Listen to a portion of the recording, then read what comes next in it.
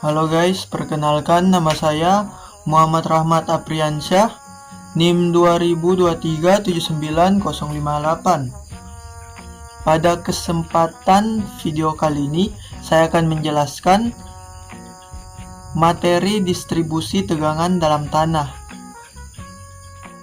untuk memenuhi tugas Mekanika Tanah 2. Oke, baik. Topik yang akan saya bawakan pada video kali ini yaitu yang pertama, beban terbagi rata berbentuk trapesium.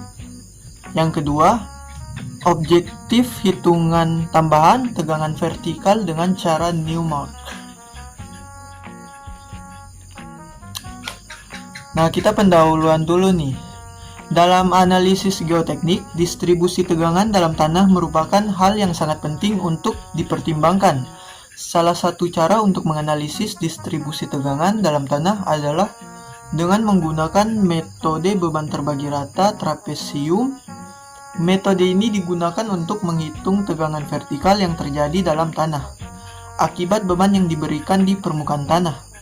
Selain itu, metode Newmark juga dapat digunakan untuk menghitung tegangan vertikal yang terjadi dalam tanah. Metode ini mempertimbangkan distribusi tegangan dalam tanah yang tidak seragam dan dapat digunakan untuk menghitung tegangan vertikal yang terjadi dalam tanah akibat beban yang diberikan di permukaan tanah. Beban terbagi rata berbentuk trapesium BC. Beban terbagi rata berbentuk trapesium banyak digunakan dalam praktik, yaitu dalam perancangan struktur bangunan, perancangan jembatan, dan perancangan pondasi.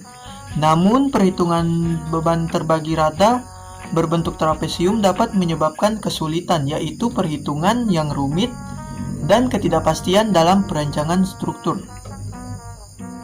Nah, kita akan masuk pada contoh soal trapesium ini.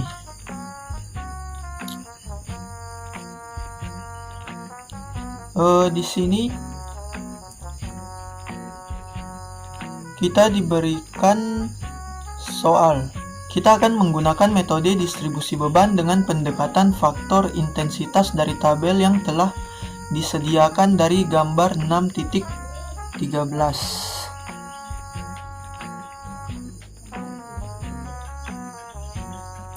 Oke guys, kita lanjut.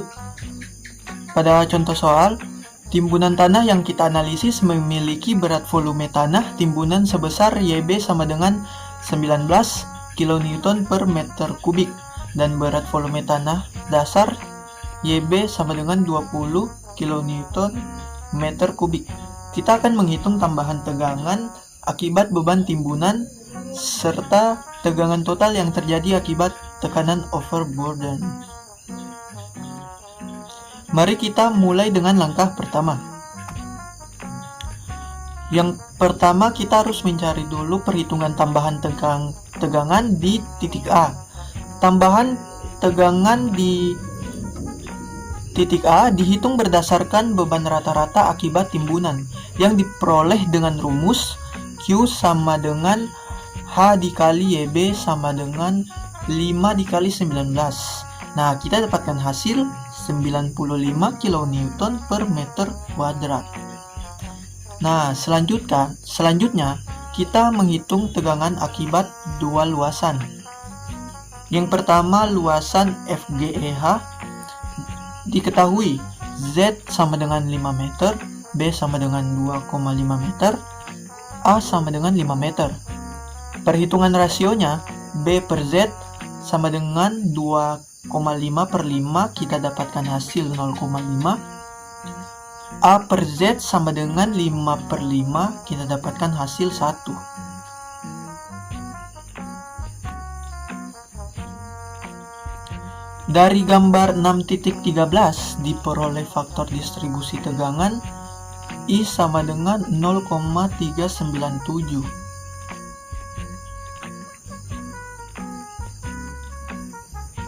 Nah, sehingga kita dapatkan hasil delta sigma Z dalam kurung FGEH sama dengan QI sama dengan 95 dikali 0,397, sehingga kita dapatkan hasilnya 37,72 kN per meter kuadrat.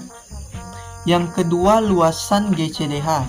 Diketahui Z sama dengan 5 meter, A sama dengan 5 meter, B sama dengan 7,5 meter.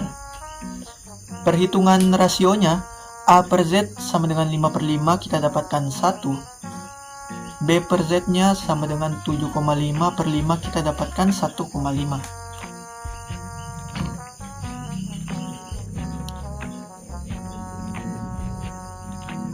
Nah, selanjutnya dari gambar 6.13 kita peroleh faktor distribusi tegangan. I-nya sama dengan 0,478, sehingga delta sigma Z dalam kurung GCDH-nya sama dengan QI sama dengan 95 dikali 0,478. Kita dapatkan hasil 45,41 kN per meter kuadrat.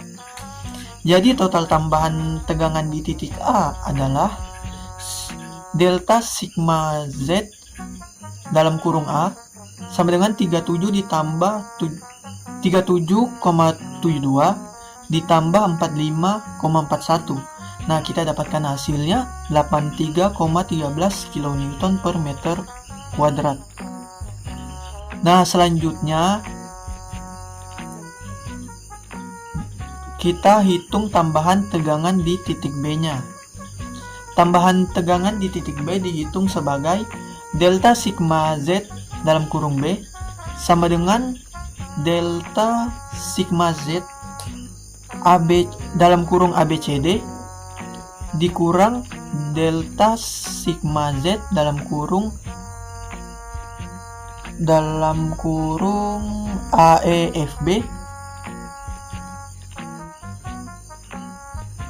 Nah, pertama, luasan ABCD. Diketahui Z sama dengan 5 meter, A sama dengan 5 meter, dan B sama dengan 2 meter. Maksud saya 20 meter ya. Oke, baik.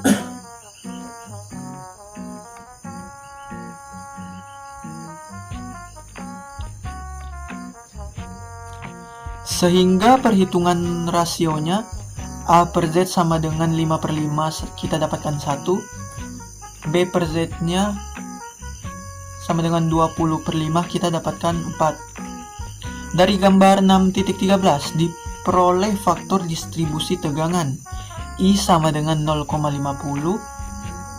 sehingga kita dapatkan delta sigma Z dalam kurung ABCD sama dengan QI sama dengan 95 dikali 0,5, kita dapatkan hasil 47,5 kN per meter kuadrat.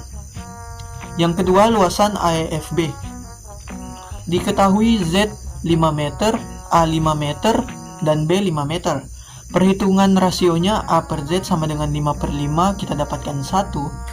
B per Z nya sama dengan 5 per 5, kita juga dapatkan 1. Dari gambar 6.13 diperoleh faktor distribusi tegangan I sama dengan 0,455.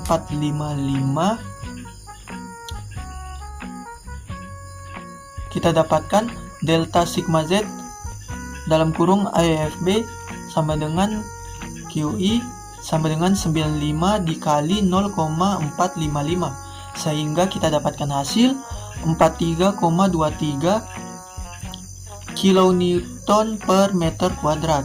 Maka tambahan tegangan di titik B nya adalah delta sigma Z B sama dengan 47,5 dikurangi 43,23.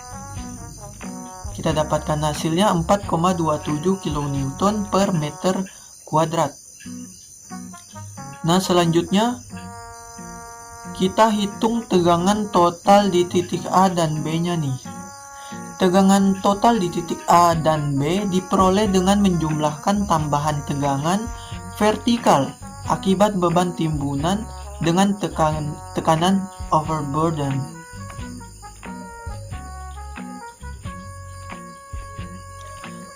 Yang pertama, tekanan overburden. Tekanan overburdennya kita hitung sebagai sigma Z sama dengan ZYB sama dengan 5 dikali 20 kilonewton per meter kubik, sehingga kita dapatkan hasilnya 100 kilonewton per meter kuadrat. Yang kedua, tegangan total di titik A. Sigma Z total sama dengan delta sigma ditambah sigma Z. Sigma Z total A, sehingga kita dapatkan sigma Z total A-nya sama dengan 83,13 ditambah 100. Kita dapatkan hasilnya 183,13 kilonewton per meter kuadrat. Yang ketiga, tegangan total di titik B. Sigma Z total B sama dengan 4,27 ditambah 100. Kita dapatkan hasilnya 104,27 kilonewton per meter kuadrat. Nah, kesimpulannya nih dari contoh soal yang sudah kita bahas. Dari hasil perhitungan ini kita mendapatkan tambahan tegangan akibat beban timbunan di titik A adalah 83,13 kilonewton per meter kuadrat. Sedangkan di titik B adalah 4,27 kilonewton per meter kuadrat. Tegangan total akibat beban timbunan dan tekanan tanah sendiri di titik A adalah 183,13 kilonewton per meter kuadrat. Sedangkan di titik B adalah 104,27 kilonewton per meter kuadrat. Nah, dengan pemahaman ini kita dapat mengestimasi distribusi tegangan dalam tanah akibat timbunan dan mengevaluasi stabilitas tanah secara lebih akurat.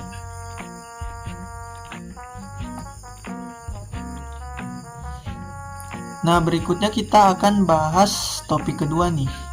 Hitungan tambahan tegangan vertikal dengan cara Newmark. Tujuan dari hitungan tambahan tegangan vertikal dengan cara Newmark adalah untuk menghitung tegangan vertikal yang terjadi pada tanah akibat beban yang diberikan di permukaan tanah. Dengan menggunakan metode Newmark, dapat dihitung distribusi tegangan vertikal pada tanah, sehingga dapat dianalisis pengaruh beban pada tegangan vertikal tanah dan distribusinya. Hal ini sangat penting dalam mendesain struktur yang aman dan stabil.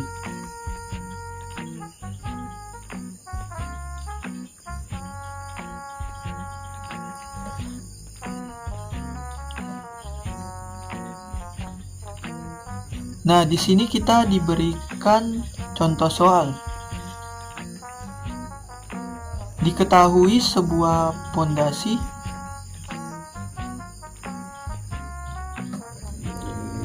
Oke, maaf, saya akan lanjutkan.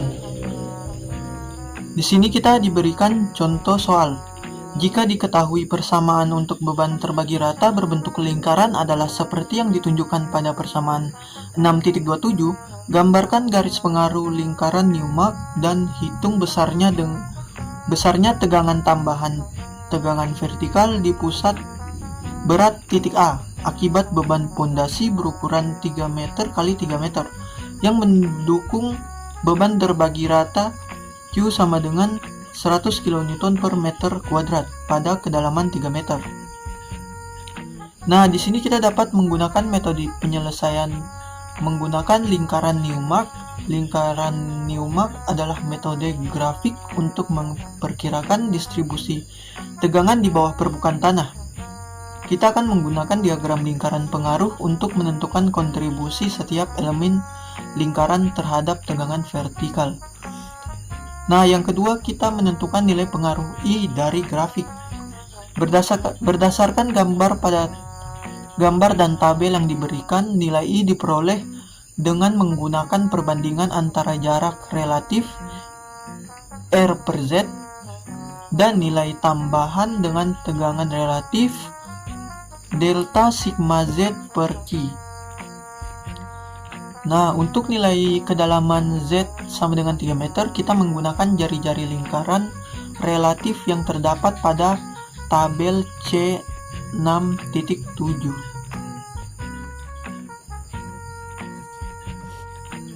Yang ketiga, kita menghitung jumlah elemen yang ditutupi oleh fondasi. Fondasi yang memiliki ukuran 3 meter x 3 meter dibandingkan dengan skala diagram Newmark AB sama dengan 4 cm.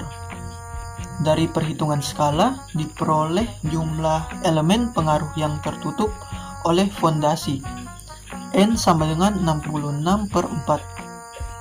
Yang keempat, kita menghitung tegangan tambahan vertikal di titik A dengan menggunakan rumus delta sigma Z sama dengan N kali Q kali I, di mana N-nya itu adalah nilainya yaitu 66,4 atau jumlah elemennya. Q-nya atau bebannya yaitu 100 kN per meter kubik. Maksud saya di sini 100 kN per meter kuadrat. I-nya atau nilai pengaruhnya sama dengan 0,005. Maka perhitungannya menjadi delta sigma Z sama dengan 66,4 dikali 100 dikali 0,005. Kita dapatkan hasilnya 33,2 kilonewton per meter kuadrat.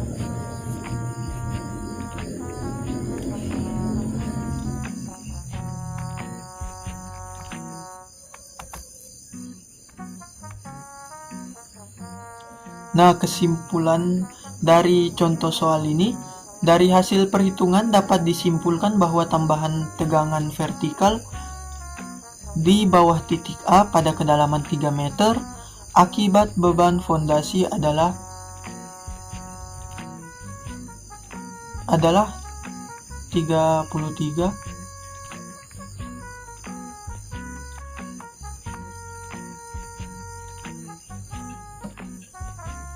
Maaf, saya lanjutkan. Jadi, dari hasil perhitungan dapat kita simpulkan bahwa tambahan tegangan vertikal di bawah titik A pada kedalaman 3 meter akibat beban fondasi adalah 33,2 kN per meter kuadrat. Demikian pembahasan dari saya, kurang dan lebihnya mohon dimaafkan. Oke, sampai jumpa di video selanjutnya.